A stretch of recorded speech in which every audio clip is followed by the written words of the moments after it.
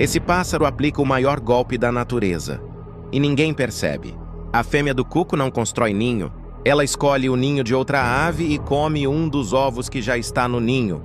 E deixa um ovo lá. Mas aqui vem o detalhe assustador. O ovo do cuco imita perfeitamente os ovos da ave hospedeira. Quando o filhote nasce, começa o verdadeiro crime. Ele empurra os ovos e filhotes originais para fora do ninho. E sabe o mais chocante? Os pais adotivos cuidam dele como se fosse seu.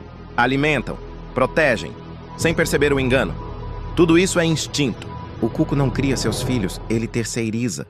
A natureza é cruel ou genial. Para mais vídeos como esse, segue o Dr. Tunico.